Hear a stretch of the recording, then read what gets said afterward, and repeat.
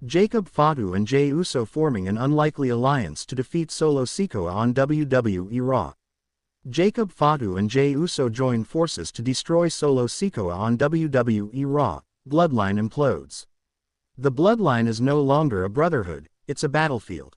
What began as dominance and unity has devolved into chaos, betrayal, and bloodshed. And on the latest episode of Monday Night Raw, two warriors, Fatu and Jey Uso, stood tall. Not as enemies, not as rivals, but as allies, united by one common goal, to destroy Solo Sikoa. This is the explosive story of how betrayal, vengeance, and loyalty collided, and how Fatu and Jey Uso brought Solo Sikoa to his knees. The destruction of the Bloodline. For over 3 years, the Bloodline ruled WWE.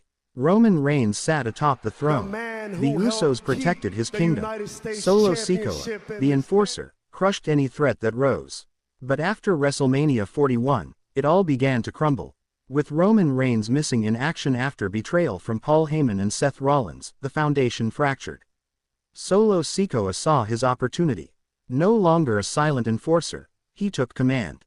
He rebranded the Bloodline under his image, cold, ruthless, and without mercy. But leadership didn't unite, it divided. Jey Uso walked away, Jimmy disappeared, and Fatu was watching. Solo's rise to tyranny. With Roman out of the picture, Solo Sikoa crowned himself the new head of the table. No ceremony, no approval, he took it by force. Week after week, he attacked anyone who questioned him. He beat down Sami Zayn. He humiliated Jimmy Uso on SmackDown. And worst of all, he began targeting Jey Uso, calling him the weak link who ran away. The WWE Universe watched in disbelief as Solo Sikoa transformed into a dictator, using fear and violence to control the legacy Roman built. But his biggest threat wasn't from outside WWE, it was from his own bloodline. Fatu arrives. Then, the beast arrived. On the June 24th episode of Raw, Solo Sikoa stood in the ring delivering a scathing promo, mocking the Anoa legacy. But the lights dimmed, the Titantron lit up, and through the smoke, Fatu emerged. The Samoan werewolf, unchained, unhinged, unstoppable. He didn't say a word. He simply pointed at Solo, and smirked. The crowd erupted. The war was about to begin. Jey Uso returns. Just 1 week later, Solo Sikoa addressed Fatu's arrival. He called him a traitor. A wannabe alpha. He challenged him to a match. Man-to-man, no bloodline involvement. But that night, something else happened. In the main event, Solo faced off against Kevin Owens. After winning with a brutal Samoan spike, Solo continued the assault with steel steps. That's when the arena lights pulsed red. Out came Jey Uso. The crowd exploded as Jey sprinted down the ramp. He ducked a clothesline, nailed a superkick, and stood tall beside Kevin Owens. Jey didn't say a word either. He simply stared down Solo, as if to say, "I'm back." Old blood, new alliances. Backstage footage showed a quiet moment. Fatu pacing in the locker room. Jey Uso entered. The two stared each other down. No words, just mutual understanding. The next week on Raw, Fatu faced Bronson Reed in a hard-hitting match. Post-match, Solo Sikoa tried to ambush him, but Jey came out for the save. Now, it was clear, Fatu and Jey were forming an alliance. Not out of friendship, not out of strategy, but out of necessity. Solo Sikoa had become too dangerous. Someone had to stop him. And only his blood could do it. Solo's challenge. Solo Sikoa was furious. On Raw, he stormed the ring, flanked by Tonga Loa and Tama Tonga. He demanded a match. Fatu and Jey versus me and whoever survives. Triple H made it official. The main event of the next Raw, Fatu and Jey Uso versus Solo Sikoa and a mystery partner. But Solo didn't wait. He ambushed Jey in the parking lot the night before Raw, superkicked him into a car window. Fatu found him later, bloodied but standing. Jey looked at Fatu and said, "I'm still in. Let's kill this." The Raw main event. The night arrived. Monday Night Raw, main event. Solo Sikoa entered first, with his mystery partner revealed to be none other than Tama Tonga. The crowd roared as Fatu made his entrance, snarling, pacing like a wild animal. Then, The lights went red again. Out came Jey Uso, bruised, bandaged, but determined. The bell rang, and war erupted. Fatu exploded on Tama Tonga, slamming him with a headbutt and corner splash. Solo and Jey brawled outside the ring. The referee struggled to maintain order. Near the end of the match, Solo went for the Samoan spike, but Fatu countered with a massive pop-up Samoan drop. Jey Uso climbed to the top rope, and delivered the USO splash.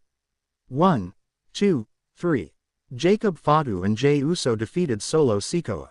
Aftermath and fallout. After the match, Solo lay unconscious in the ring. Jey and Jacob stood tall, fists raised, not in celebration, but in warning. This wasn't over, but a message had been sent. Backstage, Paul Heyman was interviewed for the first time in weeks. He said only one thing: the dynasty is devouring itself. Social media exploded. #Bloodline implosion trended worldwide. Even Roman Reigns tweeted a single phrase: "I warned you." The WWE landscape had changed. What's next for the Bloodline? With Jey and Fatu now united, and Solo defeated, where does the Bloodline go from here? Tama Tonga and Tonga Loa may be loyal to Solo, but can they survive a war with Fatu? Will Jimmy Uso return to side with his brother, or with Solo? And what about Roman Reigns? Is he preparing a return to claim what he built? Rumors swirl that a multi-man match is being planned for SummerSlam, Bloodline vs. Bloodline. Solo, Tama, and Loa vs. Fatu, Jey, and a mystery third man. Could it be Jimmy, or someone else entirely? The Bloodline is no longer a family. It is a war zone, a legacy torn apart by ambition and betrayal. Jacob Fatu and Jey Uso stood together not to celebrate unity, but to enforce justice.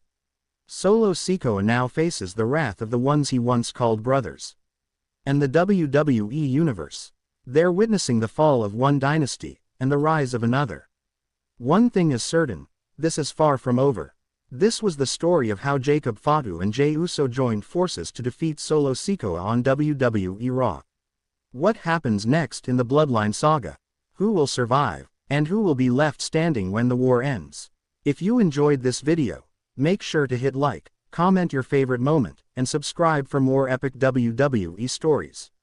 Until next time, believe in the blood.